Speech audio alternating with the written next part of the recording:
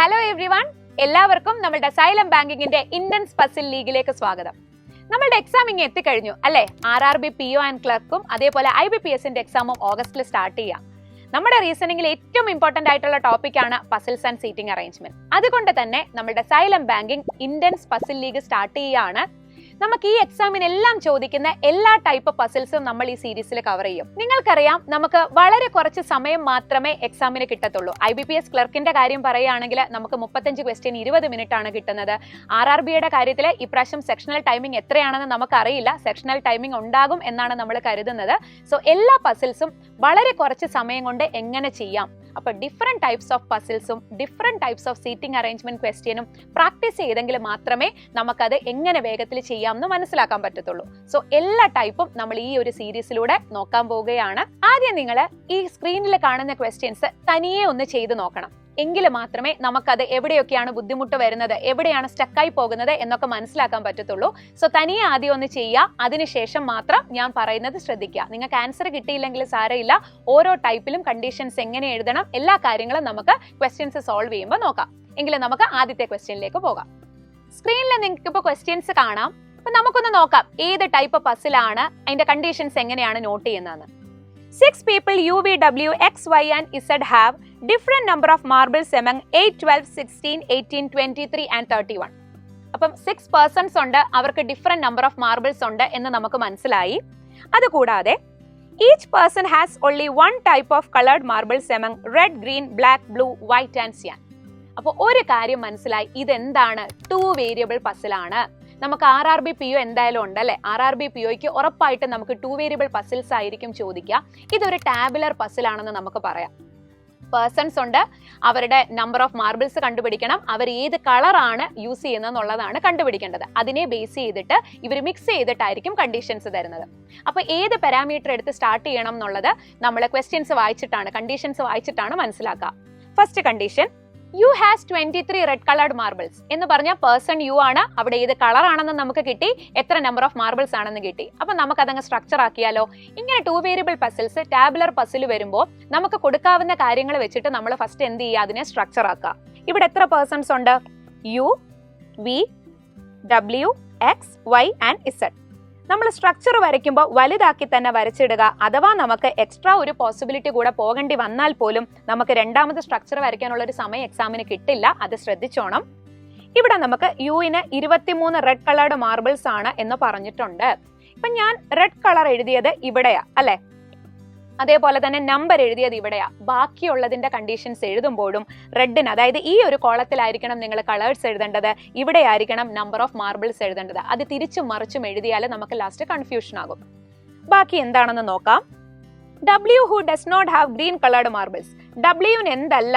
Green coloured marbles അല്ല. So അവിടെ green എന്ന് എഴുതി. W എവിടെയാണോ ഉള്ളത് ആ Wന് നേരെ സ്ട്രക്ചറിലാണ് ഞാൻ ഗ്രീൻ എഴുതി ക്രോസ് ചെയ്തത്. നമുക്ക് കണ്ടീഷൻസ് മാർക്ക് ചെയ്യാവുന്ന സ്ഥലത്ത് അല്ലെങ്കിൽ സ്ട്രക്ചറിൽ തന്നെ മാർക്ക് ചെയ്യാവുന്ന കണ്ടീഷൻസ് മാർക്ക് ചെയ്യാം. ബാക്കി പറഞ്ഞേക്കുന്നത് has 4 marbles more than X. ഈ Wന് എന്താന്നാ പറഞ്ഞേക്കുന്നത്? W who does not have green colored marbles has 4 marbles more than X. അപ്പം എക്സിനെ കാട്ടിലും എന്താണ് 4 മാർബിൾസ് കൂടുതലാണ്. അപ്പൊ ഇവിടെ നമ്മൾ ചെയ്യേണ്ട കാര്യം, നമുക്ക് ഇവിടെ എത്ര നമ്പർ ഓഫ് മാർബിൾസ് ഒക്കെയാ ആദ്യം പറഞ്ഞേക്കുന്നത്. ഇവിടെ നമുക്ക് പറഞ്ഞിട്ടുള്ള മാർബിൾസ് എന്ന് പറയുന്നത് 8, 12, 16, 18, 23, 31. ഇതില് നമുക്ക് 4 ഗ്യാപ്പ് വരുന്നത്. ഇപ്പൊ നമ്മൾ പറഞ്ഞു എക്സിനെ കാട്ടിലും കൂടുതലാണ്. നമ്പർ ഓഫ് മാർബിൾസിന്റെ കേസ് പറഞ്ഞത് W എന്ന് പറയുന്ന ആൾക്ക് എക്സിനെ കാട്ടിലും 4 മാർബിൾസ് കൂടുതലാണ് എന്നാണ് നമ്മളോട് കണ്ടീഷൻ പറഞ്ഞേക്കുന്നത്. എങ്കിൽ ഇവിടെ 4 ഗ്യാപ്പ് വരുന്ന ഏതൊക്കെ നമ്പേഴ്സ് ഉണ്ട് എന്ന് നോക്കണം. ഇവിടെ നോക്കിക്കേ, 8ഉം 12ഉം തമ്മിലുള്ള ഗ്യാപ്പ് 4 ആണ്. അപ്പൊ ഇവിടെ നമുക്കൊരു പോസിബിലിറ്റി വരാം, W 12 വരാം, X എത്ര വരാം? 8 വരാം അല്ലെ. അതേപോലെ വേറെ 12ഉം 16ഉം 12X വരാം, 12ന്റെ കൂടെ 4 കൂട്ടി എന്ത് ചെയ്യാം? Wന് 16 വരാം. വേറെ ഏതെങ്കിലും പോസിബിലിറ്റി ഉണ്ടോ? 16ഉം ഇവിടെ ഡിഫറൻസ് വരിക 2 ആണ്. സോ അത് നമുക്ക് എടുക്കാൻ പറ്റില്ല. 18ഉം ഇല്ല, 23നും ഇല്ല, 31നും ഇല്ല. സോ ഇവിടെ നമുക്ക് കൊടുക്കാൻ പറ്റുന്നത് Wനും Xനും നമുക്ക് കൊടുക്കാൻ പറ്റുന്ന 2 പോസിബിലിറ്റീസ് ആണുള്ളത്. ഏതൊക്കെയാണ്? ഒന്ന്, എക്സിന്റെ കേസിൽ 8 വന്നാൽ W 12 ആയിരിക്കും. ഒരു കേസിൽ എക്സിന് 12 വന്നാൽ Wന് എത്രയായിരിക്കും? 16 ആയിരിക്കും. ഓക്കെ, ഈ 2 പോസിബിലിറ്റീസ് മാത്രമേ ഉള്ളൂ. ബാക്കി കണ്ടീഷൻസിലേക്ക് നമുക്ക് കടക്കാം. X has blue coloured marbles. എക്സിന് ഡയറക്റ്റ് അവർ പറഞ്ഞു ബ്ലൂ കളേർഡ് മാർബിൾസ് ആണ്. അത് എക്സിന് നേരെ തന്നെ നമ്മൾ കളർ എവിടെയാണോ എഴുതിയത് ആ കോളത്തിൽ തന്നെ മാർക്ക് ചെയ്യാം. അടുത്തത്, the one who has black colored marbles has more marbles than the one who has green colored marbles. അതായത് ബ്ലാക്ക് മാർബിൾ ആർക്കാണോ ആ ആൾക്കാണ് ഗ്രീനിനെക്കാട്ടിലും കൂടുതലുള്ളത്. അതായത് ബ്ലാക്ക് കളർ ആർക്കാണോ ഇഷ്ടം ആ ആൾക്കാണ് നമ്പർ ഓഫ് മാർബിൾസ് കൂടുതലുള്ളത്. ആരെ വെച്ച് കമ്പയർ ചെയ്യുമ്പോൾ? ഗ്രീൻ കളർ ഇഷ്ടമുള്ള ആളെ വെച്ചിട്ട് കമ്പയർ ചെയ്യുമ്പോൾ. അതുകൊണ്ടാണ് ഞാൻ ഇവിടെ ഗ്രേറ്റർ ദാൻ സിമ്പൽ യൂസ് ചെയ്ത് കാണിച്ചേക്കുന്നത്. അപ്പൊ നമുക്ക് ഇവിടെ കൺഫ്യൂഷൻ വരേണ്ട കാര്യമില്ല. കാരണം എന്തായാലും കളറിന് ഒരിക്കലും നമ്മൾ കമ്പാരിസൺ പറയില്ല. കമ്പാരിസൺ നമ്മൾ ഇവിടെ എന്തിനായിരിക്കും പറയുക? നമ്പർ ഓഫ് മാർബിൾസിന് തന്നെയായിരിക്കും കമ്പാരിസൺ പറയുന്നത്. സോ അതുകൊണ്ട് ഇങ്ങനെ ഗ്രേറ്റർ ദാൻ ലെസ് ദാൻ എഴുതി കൊടുത്താലും നമുക്ക് കൺഫ്യൂഷൻ വരേണ്ട കാര്യമില്ല. There are 31 cyan colored marbles. അതായത് 31 cyan colored marbles ആണ്. അപ്പൊ 31 എന്ന് പറയുന്ന നമ്പറിന്റെ കൂടെ വരുന്ന കളർ എന്ന് പറയുന്നത് cyan ആണ് എന്ന് നമുക്ക് മനസ്സിലായി. പക്ഷെ ഇത് ഏത് പേഴ്സൺ ആണെന്ന് നമുക്ക് അറിയില്ല. അതുകൊണ്ടാണ് ഞാൻ ആ കണ്ടീഷൻ സൈഡിലേക്ക് ഇങ്ങോട്ടേക്ക് മാറ്റി എഴുതിയേക്കുന്നത്. ബാക്കി പറഞ്ഞിരിക്കുന്നതോ, neither y nor z has cyan colored marbles. Key condition of this question. അതായത് yക്കും അതേപോലെ തന്നെ ഇസഡിനും എന്ത് വരത്തില്ല? സ്യാൻ കളർ. അതായത് വൈക്കും ഇസഡിനും സ്യാൻ കളർ ഇഷ്ടമല്ല. അപ്പൊ നമുക്കൊരു കാര്യം മനസ്സിലായി, ഇവിടെയും സ്യാൻ ആൻഡ് 31 കൊടുക്കാൻ പറ്റില്ല. ഇവിടെ ഓൾറെഡി ബ്ലൂ കളറാണ്, അവിടെയും കൊടുക്കാൻ പറ്റില്ല. പിന്നെ ഇത് രണ്ടും വേക്കന്റ് ആയി കിടക്കുന്നത്. അതായത് ഞാൻ എടുത്തു പറയാനുള്ള റീസൺ, ഇവിടെ 31ഉം സ്യാനും ഒരുമിച്ച് വരണം. അങ്ങനെ വേക്കന്റ് ആയി കിടക്കുന്നത് വിയും ഡബ്ല്യുവും മാത്രമാണ്. നമ്മൾ പക്ഷേ നേരത്തെ ഇവിടെ നോക്കിക്കേ, ഡബ്ല്യുവിന് നമുക്ക് വരാൻ പറ്റുന്ന പോസിബിലിറ്റീസ് ഏതൊക്കെയായിരുന്നു? 12ഉം 16ഉം ആയിരുന്നില്ലേ? അപ്പൊ പിന്നെ 31 വരാനുള്ള ചാൻസ് ഉണ്ടോ? ഇല്ല. സോ ഉറപ്പായിട്ടും ഇവിടെയും എന്ത് വരില്ല? ഡബ്ല്യുവിന്റെ കേസിലും എന്ത് വരാൻ പറ്റില്ല? നമുക്ക് സ്യാൻ വരാൻ പറ്റില്ല. 100% ഉറപ്പാണ് ബിക്കായിരിക്കും എന്ത്? 31 നമ്പർ ഓഫ് മാർബിൾസും സ്യാൻ കളറും വരുന്നത്. ഡബ്ല്യുവിന് വരാനുള്ള ചാൻസ് ഇല്ല. ഇനി last condition, Y who has marble more than Z. വൈക്കാണ് നമ്പർ ഓഫ് മാർബിൾസ് കൂടുതൽ. ആരെക്കാട്ടിലും? ഇസഡിനെ കാട്ടിലും നമ്പർ ഓഫ് മാർബിൾസ് കൂടുതൽ വൈക്കാണ്. Y has at most 6 marbles more than Z. അതായത് എന്താ പറഞ്ഞേക്കുന്നത്? നമ്മളോട് ഇവിടെ പറഞ്ഞു വൈക്കാണ് ഇസഡിനെ കാട്ടിലും നമ്പർ ഓഫ് മാർബിൾസ് കൂടുതൽ. പക്ഷെ ഒരുപാട് കൂടാൻ പറ്റില്ല. മാക്സിമം ഇവർക്കിടയിൽ വരാൻ പറ്റുന്ന നമ്പർ ഓഫ് മാർബിൾസ് മാക്സിമം എത്ര കൂടാനേ പറ്റത്തുള്ളൂ? 6 മാർബിൾ മാത്രമേ കൂടാൻ പറ്റത്തുള്ളൂ. അതായത് ഇവർക്കിടയിലുള്ള ഗ്യാപ്പ് മാക്സിമം എത്രയായിരിക്കണം? 6 ആയിരിക്കണം എന്നാണ് നമ്മളോട് കണ്ടീഷനകത്ത് പറഞ്ഞേക്കുന്നത്. ഇത്രയും കണ്ടീഷൻസ് എത്ര വേഗം നിങ്ങൾക്ക് എഴുതി തീർക്കാൻ പറ്റുന്നോ അല്ലെങ്കിൽ മനസ്സിലാക്കാൻ പറ്റുന്നോ അത്ര വേഗം നമ്മളുടെ ക്വസ്റ്റ്യൻസ് സോൾവ് ആകും. ഇനി നമ്മൾ ഈ കണ്ടീഷൻസ് എല്ലാം മെർജ് ചെയ്യാൻ പോവാം. ഇപ്പൊ നമുക്ക് കിട്ടാൻ, അതായത് നമുക്ക് കണ്ടീഷൻസിൽ നിന്ന് ഡയറക്റ്റ് മനസ്സിലാക്കാൻ പറ്റുന്ന എല്ലാ കാര്യങ്ങളും നമ്മൾ ഇതേ സ്ട്രക്ചറിൽ ഉൾപ്പെടുത്തി കഴിഞ്ഞു. ഇനി നമുക്ക് കൊടുക്കാനുള്ളത് ബാക്കി ഇത്രയാണ്. ഇനി എവിടുന്ന് നമ്മൾ സ്റ്റാർട്ട് ചെയ്യും? ഓൾറെഡി നമ്മൾ ഇതേ ഇവിടെ എഴുതി വെച്ചിട്ടുണ്ട് ഡബ്ല്യുവിന്റെ കേസ്. ഡബ്ല്യുവിന് 2 പോസിബിലിറ്റി പറയുന്നുണ്ട്. ഒന്നെങ്കിൽ ഡബ്ല്യുവിൽ 12 വരാം, അപ്പോൾ എക്സ് 8 വരും. അല്ലെങ്കിൽ ഡബ്ല്യു 16 വരാം, അപ്പോൾ എക്സ് 12 വരും. ഓക്കെ, ഇവിടെ ഒരു കാര്യം പറഞ്ഞിട്ടുണ്ട്, വൈ ഗ്രേറ്റർ ദാൻ ഇസഡ് ആണ് എന്ന് പറഞ്ഞിട്ടുണ്ട്. അപ്പൊ നമുക്കൊരു കാര്യം ചെയ്താലോ? നമുക്ക് ഓരോന്ന് നോക്കാം. ഇവിടെ വേണമെങ്കിൽ നിങ്ങൾക്ക് ഒരേ സമയം 2 പോസിബിലിറ്റി പോകാം. ഞാനിപ്പം ഇവിടെ ഇതിനെ 2 ആയിട്ട് ഡിവൈഡ് ചെയ്തിട്ട് 2ഉം ചെയ്ത് കാണിക്കാം. ഡബ്ല്യുവിന്റെയും എക്സിന്റെയും കേസിൽ ശ്രദ്ധിക്കാം. ഒരു പോസിബിലിറ്റിയിൽ ഡബ്ല്യു 12 എടുത്താൽ ആ കേസിൽ 8 എക്സ് ആയിരിക്കും. അത് മാത്രം, വേറെ ഒന്നിനും പോസിബിലിറ്റി ഇല്ലാത്തത് കൊണ്ടാണ്. ഇനി നോക്കിക്കേ, നമ്മൾ നമ്പേഴ്സിലേക്ക് ഒന്ന് വരാം. നമുക്ക് എടുത്ത നമ്പേഴ്സിനെ ഒന്ന് റൗണ്ട് ചെയ്യാം. 8 നമ്മൾ എടുത്തു. ഓൾറെഡി 8ഉം 12ഉം നമ്മൾ ഡബ്ല്യുവിനും എക്സിനും എടുത്തിട്ടുണ്ട് അല്ലെ? ഇനി പിന്നെ നമുക്ക് കംപ്ലീറ്റ് ആയത് 23 കംപ്ലീറ്റ് ആയി, 31 കംപ്ലീറ്റ് ആയി അല്ലെ? അങ്ങനെയെങ്കിൽ ബാക്കി വന്ന 2 നമ്പേഴ്സ് ആയിരിക്കത്തില്ലേ പിന്നെ നമുക്ക് ഇവിടെ കൊടുക്കാൻ പറ്റുക? അതായത് വൈക്കും ഇസഡിനും അല്ലെ? അപ്പൊ പിന്നെ ബാക്കി വന്ന നമ്പേഴ്സ് 16ഉം 18ഉം. അപ്പൊ ഈ കേസിൽ വൈ ഗ്രേറ്റർ ദാൻ ഇസഡ് ആയതുകൊണ്ട് 18 ഇവിടെ വരും, 16 ഇവിടെ വരും. നമ്മുടെ നേരത്തെ ഒരു കണ്ടീഷൻ പറഞ്ഞിട്ടുണ്ടായിരുന്നു, വൈ ഗ്രേറ്റർ ദാൻ ഇസഡ് ആണെങ്കിലും അവർക്കിടയിലുള്ള ഗ്യാപ്പ് മാക്സിമം 6 വരാൻ പറ്റൂ. ഇവിടെ 18ഉം 16ഉം തമ്മിലുള്ള ഗ്യാപ്പ് 2 അല്ലേ? സോ അവിടെ പ്രശ്നമില്ല. പക്ഷെ മറ്റേ പോസിബിലിറ്റി ആണെങ്കിലോ, അത് ഓൾറെഡി തെറ്റാണെന്ന് ഇപ്പൊ തന്നെ നമുക്ക് മനസ്സിലായി. എങ്കിലും അതൊന്ന് കാണിച്ചു തരാം നിങ്ങൾക്ക്. ഇപ്പൊ സപ്പോസ് നമ്മൾ ഇവിടെ 12ഉം 16ഉം ആയിരുന്നു. എക്സിന്റെ കേസിൽ നമ്മൾ 12ഉം ഡബ്ല്യുവിന്റെ കേസ് അപ്പോൾ 16ഉം വരും അല്ലെ? അങ്ങനെയെങ്കിൽ നമുക്ക് അവിടെ മിച്ചം വന്ന നമ്പേഴ്സ് എന്ന് പറയുന്നത് ഏതൊക്കെയായിരിക്കും? നമുക്ക് മിച്ചം വന്ന നമ്പേഴ്സ് വരിക 8ഉം പിന്നെ ഏതായിരിക്കും? 18ഉം ആയിരിക്കും അല്ലെ? 8ഉം 18ഉം ആയിരിക്കും. അതില് വൈ ഗ്രേറ്റർ ദാൻ ഇസഡ് എന്ന് പറയുമ്പോൾ 18ഉം 8ഉം വന്നാൽ 8ഉം 18ഉം തമ്മിലുള്ള ഗ്യാപ്പ് 6നേക്കാൾ കൂടുതലല്ലേ? അപ്പൊ നമുക്കത് അവിടെ കൊടുക്കാൻ പറ്റുമോ? പറ്റില്ല. സോ അവിടെ നമ്മൾ ആദ്യം എടുത്ത പോസിബിലിറ്റി തന്നെയായിരിക്കും കറക്റ്റ്. അതേതാണ്? നമ്മൾ 12ഉം 8ഉം എടുത്ത അതേ പോസിബിലിറ്റി തന്നെയായിരിക്കും കറക്റ്റ്. സോ അതുകൊണ്ട് നമുക്ക് മനസ്സിലായി ഇതിൽ ഏത് പോസിബിലിറ്റി ആണ് കറക്റ്റ് ആയിട്ടുള്ളത്. 12ഉം 8ഉം എന്ന് പറയുന്ന പോസിബിലിറ്റി ആണ് കറക്റ്റ് ആയിട്ടുള്ളത്. 16ഉം 12ഉം പറ്റത്തില്ല. സോ അതുകൊണ്ട് നമ്മൾ എക്സ് എത്ര എടുത്തു? എക്സ് നമ്മൾ 8 എടുത്തു, ഡബ്ല്യു നമ്മൾ എത്ര എടുത്തു? 12 എടുത്തു. എങ്കിലും മിച്ചം വന്ന ബാക്കി y ഗ്രേറ്റർ ദാൻ ഇസഡിലെ 18 ഇവിടെ, 16 ഇവിടെ. ഇപ്പൊ നമ്പർ ഓഫ് മാർബിൾസ് എല്ലാ പേഴ്സൺസിന്റെയും നമുക്ക് കിട്ടിക്കഴിഞ്ഞു. ബ്ലാക്കിനും ഗ്രീനിനും കൊടുക്കാൻ ഒരേ ഒരു പോസിബിലിറ്റി മാത്രമേ ഉള്ളൂ, വൈയും ഇസഡും. അതിൽ y greater than Z and black greater than green എന്ന് പറഞ്ഞിട്ടുണ്ട്. ഇവിടെ വലിയ നമ്പർ എന്ന് പറയുന്നത് 18 ആണ്. സോ അവിടെ മാത്രമേ നമുക്ക് ബ്ലാക്ക് കൊടുക്കാനായിട്ട് പറ്റത്തുള്ളൂ. സോ ബ്ലാക്ക് ഇവിടെ, ഗ്രീൻ ഇവിടെ. ഇനി നമുക്ക് മിച്ചം വന്ന കളർ ഏതാണ്? വൈറ്റ് ഇവിടെ.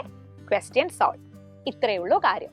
എത്രയും പെട്ടെന്ന് നിങ്ങൾ കണ്ടീഷൻസ് വായിച്ച് മനസ്സിലാക്കണം. ഈ കണ്ടീഷൻസ് വായിച്ച് മനസ്സിലാക്കാൻ നമുക്ക് എത്രത്തോളം വേഗം സാധിക്കുന്നു അത്രത്തോളം വേഗം നമ്മുടെ ക്വസ്റ്റ്യൻസ് സോൾവ് ആകും. അടുത്ത ക്വസ്റ്റ്യനിലേക്ക് നമ്മൾ പോവുകയാണ്. അടുത്തത് ഒരു പാരലൽ സീറ്റിംഗ് അറേഞ്ച്മെന്റ് ക്വസ്റ്റ്യൻ ആണ്. ഉറപ്പായിട്ടും എക്സാമിന് ചോദിക്കാൻ സാധ്യതയുള്ള ഒരു ടൈപ്പാണ് പാരലൽ സീറ്റിംഗ് അറേഞ്ച്മെന്റ്. നമ്മൾ പാരലൽ സീറ്റിംഗ് അറേഞ്ച്മെന്റിൽ ഡബിൾ റോ ബേസ്ഡ് ക്വസ്റ്റ്യൻ ആണ് ഇന്ന് ചെയ്യാൻ പോകുന്നത്. നിങ്ങൾ സ്ക്രീനിൽ ഇതേ ക്വസ്റ്റ്യൻസ് നിങ്ങൾക്ക് കാണാം. നിങ്ങൾ ആദ്യം അതൊന്ന് ഒറ്റയ്ക്ക് ചെയ്ത് നോക്കാൻ ശ്രമിക്കുക. അതിനുശേഷം ഞാൻ എക്സ്പ്ലെയിൻ ചെയ്യുന്നത് ശ്രദ്ധിക്കുക. 12 persons are sitting in 2 parallel rows. 12 persons 2 parallel റോയിലാണ് അറേഞ്ച് ചെയ്തിരിക്കുന്നത്. അപ്പൊ തന്നെ നമുക്ക് ഓൾമോസ്റ്റ് മനസ്സിലായിട്ടുണ്ടാകും ഒരു റോയിൽ 6 പേര്, മറ്റേ റോയിൽ 6 പേര്. ഈ ടൈപ്പ് ഓഫ് ക്വസ്റ്റ്യൻസ് ആണ് നമുക്ക് എക്സാമിന് കൂടുതലും ചോദിക്കുന്നത്. അതിൽ നമ്മുടെ ഇഷ്ടത്തിനനുസരിച്ച് ഒരിക്കലും റോ 1 റോ 2 എന്ന് കൊടുക്കാൻ പറ്റില്ല. അവർ പറയും ഇന്ന പേഴ്സൺസ് റോ 1ലാണ്, അവർ ഏത് ഡയറക്ഷനിലേക്കാണ് ഫേസ് ചെയ്യുന്നത് എന്ന് എടുത്തു പറഞ്ഞിട്ടുണ്ടാകും. അതിനനുസരിച്ചിട്ട് മാത്രമേ നമുക്കത് കൊടുക്കാൻ പറ്റൂ. In row 1 A B C D E and F, row 1ലെ പേഴ്സൺസ് എ മുതൽ എഫ് വരെയുള്ള 6 ആൾക്കാരാണ്. They are facing south. അപ്പൊ നമുക്ക് ഈ 12 പേരുടെ സ്ട്രക്ചർ എങ്ങനെയായിരിക്കും വരയ്ക്കാൻ പറ്റുക? നമുക്ക് ഒരു കാര്യം മനസ്സിലായി, ഇവിടെ ടോട്ടൽ എത്ര പേഴ്സൺസ് ആണ്? 12 പേഴ്സൺസ് ആണ്. അതിൽ ഓരോ റോയിലും 6 പേര് വെച്ചിട്ടാണ് അല്ലെ? അപ്പം ഇവിടെ എ മുതൽ എഫ് വരെയുള്ള ആൾക്കാർ റോ 1 ആണെന്ന് പറഞ്ഞു. ഞാൻ ആ റോ 1നെ ഇവിടെ കൊടുക്കാനുള്ള കാരണം അവരെല്ലാരും ഫേസിംഗ് ടുവേർഡ്സ് സൗത്ത് എന്നാ പറഞ്ഞേക്കുന്നത്. നിങ്ങൾക്ക് ഓൾറെഡി ലീനിയർ സീറ്റിംഗ് അറേഞ്ച്മെന്റിന്റെ വീഡിയോ ഒക്കെ കണ്ടപ്പോൾ നിങ്ങൾക്ക് ലെഫ്റ്റും റൈറ്റും എങ്ങനെയാണ് എടുക്കുന്നത് എന്ന് മനസ്സിലായിട്ടുണ്ടാകും. ഡയറക്ഷൻ ടെസ്റ്റിൽ നമുക്ക് ഏറ്റവും ഇമ്പോർട്ടന്റ് ആയിട്ടുള്ള ഒരു കാര്യമാണ് ഓരോ ആൾക്കാരുടെയും ഡയറക്ഷൻ. അതായത് നമ്മൾ നോർത്തിലേക്ക് ഫേസ് ചെയ്യുമ്പോൾ ലെഫ്റ്റും റൈറ്റും എങ്ങനെയാണ്, സൗത്തിലേക്ക് ഫേസ് ചെയ്യുമ്പോൾ ലെഫ്റ്റും റൈറ്റും എങ്ങനെയാണ്. ഇതിപ്പോൾ പണ്ട് നമ്മൾ സ്കൂളിൽ പഠിച്ചിട്ടുള്ള നമ്മുടെ ഡയഗ്രാമാണ്. ഇത് നോർത്ത്, ഇത് സൗത്ത്, ഇത് ഈസ്റ്റ്, വെസ്റ്റ്. ഇതിന്റെ കൂട്ടത്തിൽ ലെഫ്റ്റും റൈറ്റും എടുക്കാൻ അറിയാൻ വയ്യാത്തവർക്ക് വേണ്ടിയിട്ട് ഞാനൊന്ന് ജസ്റ്റ് പറയാം. നമ്മൾ നോർത്തിലേക്ക് ഫേസ് ചെയ്യുമ്പോൾ നമ്മൾ നമ്മളുടെ സ്വന്തം ഡയറക്ഷൻ നോർത്തായിട്ട് അസ്യൂം ചെയ്യാം. അപ്പൊ നമ്മളുടെ തന്നെ റൈറ്റും നമ്മളുടെ തന്നെ ലെഫ്റ്റും ആയിരിക്കും. ഇതിന് നേരെ ഓപ്പോസിറ്റ് ആണ് സൗത്ത് ഫേസ് ചെയ്യുമ്പോൾ നമ്മൾ തിരിച്ച് അതേ ഓപ്പോസിറ്റ് ഡയറക്ഷനിലോട്ട് നിൽക്കുന്നതായിട്ട് സങ്കല്പിച്ചാൽ മതി. അല്ലാതെ കാണാതെ പഠിച്ചു വെച്ചാൽ നമുക്ക് ക്വസ്റ്റ്യൻസ് ചെയ്യാൻ പറ്റില്ല. നമ്മൾ അതേ ഡയറക്ഷനിൽ നിൽക്കുന്നതായിട്ട് സങ്കല്പിച്ചാൽ നമ്മളുടെ വലത് കൈ എവിടെയായിരിക്കും? ഇതായിരിക്കും റൈറ്റ്, ഇതായിരിക്കും ലെഫ്റ്റ്. സോ ഈ ഒരു മാർക്കിംഗ് ഉള്ളത് കൊണ്ട് തന്നെ സൗത്തിലുള്ള ആൾക്കാരെ എല്ലാം നമുക്കിത് ഇവിടെ അങ്ങ് പ്ലേസ് ചെയ്യാം. അതേപോലെ തന്നെ നോർത്തിലുള്ള പേഴ്സൺസ്, അപ്പോൾ ഉറപ്പായിട്ടും റോ 2 എന്ന് പറയുന്നത് നോർത്ത് ആയിരിക്കും ഫേസ് ചെയ്യുന്നത്. In row 2 G, H, I, J, K and L are facing north. Okay, അപ്പൊ നമ്മൾ പറഞ്ഞു ഇപ്പൊ റോ 2ലുള്ള ആൾക്കാര് G, H, I, J, K, L-ഉം റോ 1ലുള്ള ആൾക്കാര് A, B, C, D, E and F ആണ്. ഇങ്ങനെ എഴുതി വെക്കേണ്ട കാര്യമൊന്നുമില്ല. പക്ഷെ ഞാൻ ഇത് നിങ്ങൾക്ക് മനസ്സിലാകാൻ വേണ്ടിയിട്ടാ. അതായത് നമ്മൾ കണ്ടീഷൻസ് എഴുതുമ്പോൾ ശ്രദ്ധിക്കേണ്ട കാര്യം, ഇവിടെ നോക്കിക്കേ, എയും ബിയും സിയും ഡിയും ഇയും എഫും സൗത്തിലേക്കാണ് ഫേസ് ചെയ്യുന്നത്. അപ്പൊ നമ്മൾ കണ്ടീഷൻസ് എഴുതുമ്പോൾ അവരെ സൗത്ത് എടുത്ത് തന്നെ എഴുതുക. നോർത്ത് എടുത്ത് എഴുതിയാലും കുഴപ്പമില്ല. പക്ഷേ നമ്മൾ എക്സാം പോയിന്റ് ഓഫ് വ്യൂവിൽ നോക്കുമ്പോൾ നമ്മളുടെ ബ്രെയിനിനെ കൺഫ്യൂസ് ആക്കാതിരിക്കുക. നമുക്ക് കൺഫ്യൂസ് ആയിട്ട്, അതായത് നമ്മൾ എങ്ങനെയാണോ പ്രാക്ടീസ് ചെയ്യുന്നത് അത് തന്നെയായിരിക്കും നമുക്ക് എക്സാമിന് ഓർമ്മ വരിക. സോ നമ്മളെ കൺഫ്യൂസ് ആക്കാത്ത രീതിയിൽ തന്നെ കണ്ടീഷൻസ് എഴുതുന്നതായിരിക്കും ബെറ്റർ. അതേപോലെ തന്നെ G, H, I, J, K, L ഇവരെ നോർത്ത് എടുത്ത് തന്നെ കണ്ടീഷൻസ് എഴുതുക. ഇനി നമുക്ക് കണ്ടീഷൻസിലേക്ക് പോകാം. ആദ്യത്തെ കണ്ടീഷൻ എന്താ പറഞ്ഞേക്കുന്നത്? B sits at one of the end of the row. ഒരു കാര്യം ഒന്ന് ശ്രദ്ധിച്ചേ, ബി എന്ന് പറയുന്ന ആൾക്കാര് അല്ലെങ്കിൽ ബി എന്ന് പറയുന്ന പേഴ്സൺ നമുക്കറിയാം റോ 1ലാ. അപ്പൊ ബി എൻഡിലെന്ന് പറഞ്ഞാൽ എത്ര പോസിബിലിറ്റി ഉണ്ട്? ബി എന്ന് പറയുന്നത് ഈ പൊസിഷനിലും വരാം, ബി എന്ന് പറയുന്നത് ഈ പൊസിഷനിലും വരാം അല്ലെ?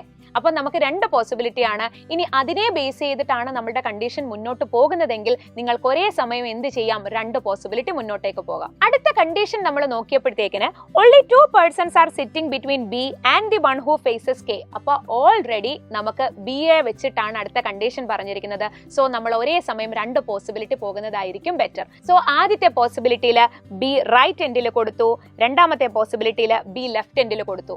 നിങ്ങൾക്ക് ഡൗട്ട് വന്നോ ഞാൻ റൈറ്റും ലെഫ്റ്റും എന്താ അങ്ങനെ പറഞ്ഞതെന്ന്? അതായത് ഇവിടെ സൗത്തിനെ ബേസ് ചെയ്തിട്ടാണ് ലെഫ്റ്റും റൈറ്റും നമ്മൾ തീരുമാനിക്കേണ്ടത്. ഇവിടെ ഇരിക്കുന്ന എല്ലാ പേഴ്സൺസും എങ്ങോട്ടേക്കാ ഫേസ് ചെയ്യുന്നത്, സൗത്തിലേക്കാ. സോ ഇതായിരിക്കും അവരുടെ ലെഫ്റ്റ് എൻഡ്, ഇതായിരിക്കും അവരുടെ റൈറ്റ് എൻഡ്. അത് മറന്നു പോകരുത്. അടുത്ത കണ്ടീഷൻ നമ്മളോട് പറഞ്ഞേക്കുന്നത് എത്ര പേഴ്സൺസ് ഉണ്ടെന്നാ? only 2 persons are sitting between B and the one who faces K. അപ്പൊ K എന്ന് പറയുന്ന പേഴ്സൺ എന്ന് പറയുന്നത് എവിടെയാ? റോ 2-ലാണ്. അപ്പൊ ബിക്കും കെയെ ഫേസ് ചെയ്യുന്ന ആൾക്കും ഇടയിൽ 2 പേഴ്സൺ എന്ന് പറഞ്ഞാൽ ബി 2 ഗ്യാപ്പിൽ കെ എവിടെ വരും? ഇവിടെ വരും. ഈ പോസിബിലിറ്റിയില രണ്ടാമത്തെ പോസിബിലിറ്റിയിലോ ബി 2 പേഴ്സൺ ഗ്യാപ്പിൽ കെ ഇവിടെ വരും. ഓക്കെ, ക്വസ്റ്റ്യൻ കഴിഞ്ഞിട്ടില്ല. One who faces K who sits immediate left of G. അവിടെ K കഴിഞ്ഞിട്ടാണ് who sits immediate left of G. അവിടെ നിങ്ങൾക്ക് കൺഫ്യൂഷൻ വരരുത്. K യെ പറ്റിയിട്ടാണോ B യെ പറ്റിയിട്ടാണോ പറഞ്ഞിരിക്കുന്നത് നിങ്ങൾക്ക് കൺഫ്യൂഷൻ വരരുത്. K കഴിഞ്ഞിട്ടാണ് who sits immediate left of G എന്ന് പറഞ്ഞേക്കുന്നത്. ദാറ്റ് മീൻസ് K യുടെ കാര്യം തന്നെയാണ്. K എന്ന് പറയുന്നത് G യുടെ ഇമ്മീഡിയറ്റ് ലെഫ്റ്റ് ആണ്. ഓക്കെ, നമുക്ക് അടുത്ത കണ്ടീഷനിലേക്ക് പോകാം. Number of persons sits to the left of G is same as the number of persons to the right of one who faces D. എന്ന് പറഞ്ഞാൽ എന്താ? ജിയുടെ ലെഫ്റ്റിൽ എത്ര പേഴ്സൺ ഉണ്ടോ നമുക്കൊന്ന് നോക്കാം. ആദ്യത്തെ പോസിബിലിറ്റിക്കകത്തില് ജിയുടെ ലെഫ്റ്റില് 1 2 3 4 പേരുണ്ട്. അത്രയും ആൾക്കാര് ഡി എ ഫേസ് ചെയ്യുന്ന ആളുടെ റൈറ്റിൽ ഉണ്ടാകണമെന്നല്ലേ പറയുന്നത്. അപ്പൊ ഡി എ ഫേസ് ചെയ്യുന്ന ആള്, ഡി എന്ന് പറഞ്ഞാൽ എന്തായാലും റോ 1-ലേ വരത്തുള്ളൂ. അപ്പം ആ ആളുടെ റൈറ്റിൽ ആ ആള് ഫേസ് ചെയ്യുന്ന ആളുടെ റൈറ്റിൽ അത്രയും പേഴ്സൺ ഉണ്ടാകുക എന്ന് പറഞ്ഞാൽ ജിയും ഡി ഫേസ് ചെയ്യുന്ന ആളും പെയേഴ്സ് ആണ് എന്ന് പറയാം. പെയറിംഗ് കോൺസെപ്റ്റ് എന്താ? ജി ഇവിടെ വന്നാൽ ഡി ഫേസ് ചെയ്യുന്ന ആള് ഇവിടെ വരണം എങ്കിൽ മാത്രമല്ലേ. നോക്കിക്കേ, ഡി ഇവിടെ വന്നാൽ മാത്രമേ ഡി എ ഫേസ് ചെയ്യുന്ന ആളാണ് ദേ ഇത്. അപ്പോൾ ഈ ആളുടെ റൈറ്റിൽ എത്ര പേരുണ്ടെന്ന് നോക്കിക്കേ. 1 2 3 4 പേര്. ഓക്കെ, അപ്പം ഈ ആളും എന്താണെന്ന് പറയാം? പെയേഴ്സ് ആണെന്ന് പറയാം. പെയറിംഗ് കോൺസെപ്റ്റ് നമ്മുടെ പസിൽസിലും സീറ്റിംഗ് അറേഞ്ച്മെന്റിലും വളരെ ഇമ്പോർട്ടന്റ് ആയിട്ടുള്ള ഒരു കണ്ടീഷനാണ്. ഇതേപോലെ തന്നെ നമുക്ക് അടുത്ത പോസിബിലിറ്റിയിൽ നോക്കിയാലോ. ഇവിടെ ജിയുടെ ലെഫ്റ്റില് 1 2 3 പേഴ്സൺ ആണുള്ളത്. അപ്പോൾ ഉറപ്പായിട്ടും ഡി ഫേസ് ചെയ്യുന്ന ആളുടെ റൈറ്റിൽ എത്ര പേരുണ്ടാകണം? 3 പേരുണ്ടാകണം. അപ്പോൾ 1 2 3. അപ്പോൾ ഓട്ടോമാറ്റിക്കലി ഇവിടെ എത്ര വരും? ഡി ഇവിടെ വരും. ഓക്കെ, അടുത്ത കണ്ടീഷനിലേക്ക് നമുക്ക് കടക്കാം. I sits opposite of A. ഇവിടെ എ എന്ന് പറയുന്ന പേഴ്സണെ മുകളിലും ഐ എന്ന് പറയുന്ന പേഴ്സണെ താഴെയും എഴുതി തന്നെ നിങ്ങൾ കണ്ടീഷൻ നോട്ട് ചെയ്യുക. അപ്പൊ നമുക്ക് കണക്ട് ചെയ്യാൻ എളുപ്പമായിരിക്കും. ഇവിടെ ഐയും എയും ഫേസ് ടു ഫേസ് ആണ് എങ്കിൽ ഈ 2 പോസിബിലിറ്റിയിലും നമുക്ക് 2 പൊസിഷനും, അതായത് റോ 1-ലും റോ 2-ലും വേക്കന്റ് ആയിട്ടുള്ള സ്ഥലത്ത് മാത്രമേ കൊടുക്കാൻ പറ്റത്തുള്ളൂ.